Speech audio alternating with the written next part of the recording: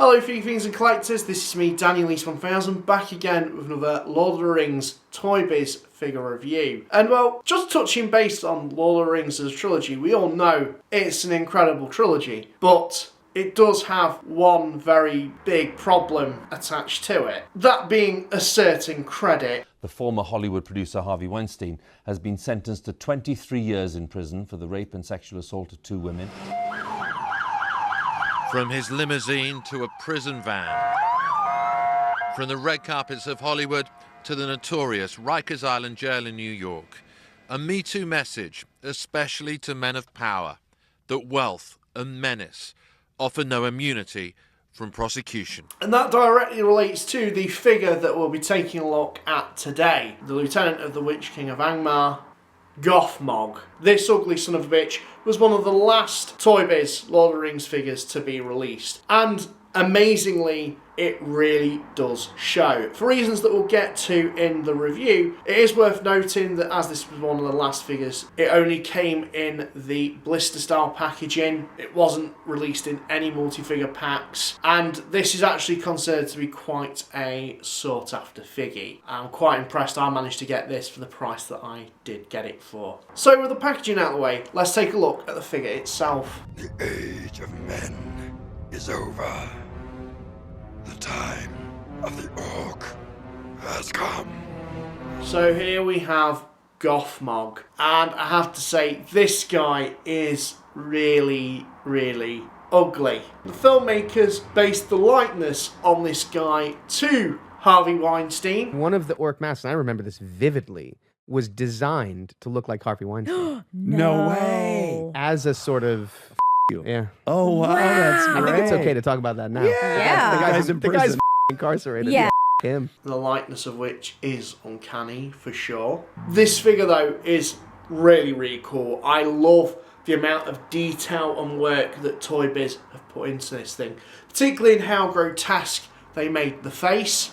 Gothmog is a very deformed orc, particularly in the face, but as you'll also notice, in one of his arms as well. He's got a very disfigured and disformed hand. He's got a lot of flesh sort of bulging out of his armour. Very, very grotesque looking guy. Kind of has a bit of Sloth from the Goonies vibe, it does have to be said as well.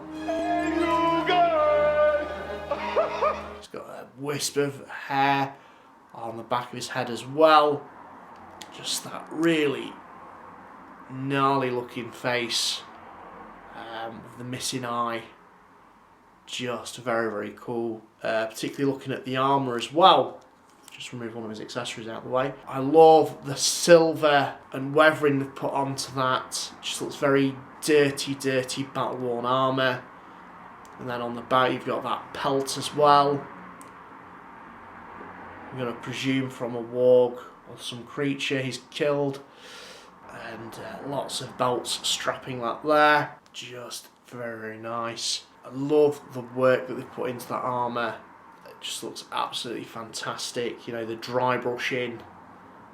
The attention to detail on this thing is absolutely fantastic. Like, with a lot of these figures, everywhere you look, there's some point of interest. And that's what I really look for in a figgy.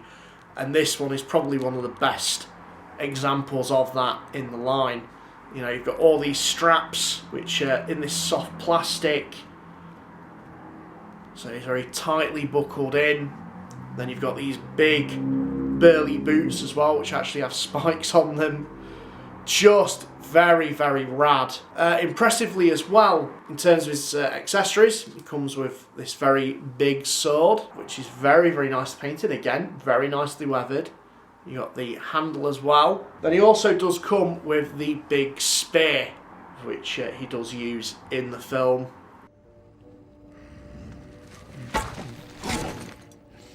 It's very, very cool. And again, that's painted quite nicely. You've got the wood sort of texturing on the wood part. Then of course the metal bit. It's very rusted. Painted to look very weathered. It just looks fantastic. He can hold at least one of the weapons. I tend to sort of prop the spear in that hand and have him hold it close to him like so. But yeah, he can't really hold anything in this hand just because there's no point to sort of clutch on. So he does kind of have to just keep it rested towards his sort of torso like so. You can grip onto it that way. In terms of his articulation, he has a ball joint in the head. Coming to his arms, there's two very different points of articulation. So in this arm, he has a ball jointed shoulder, a swivel at the top of the bicep just here, and then this piece is just purely sculpted.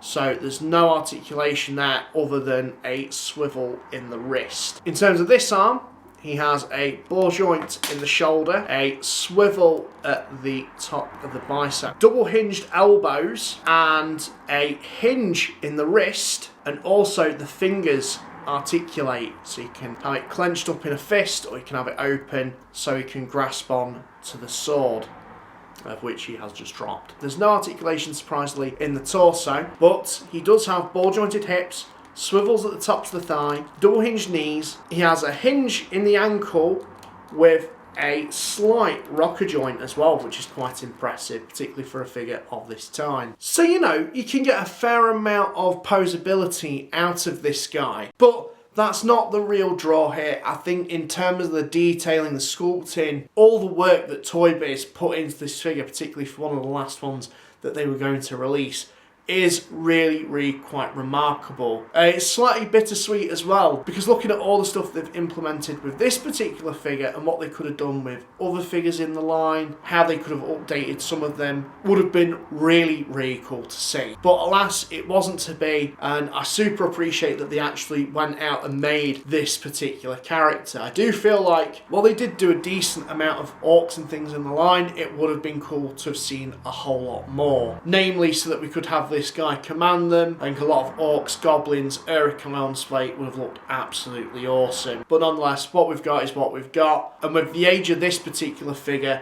it still holds up to today's standards, I have to say. So that's it. In terms of this particular figure, I'm really impressed with it. Let me know what you guys think. Did you manage to find this one back in the day, or are you still hunting him down? Let me know in the comments down below. And while this is me, Daniel Eastman 1000, signing out, and thank you very much for watching.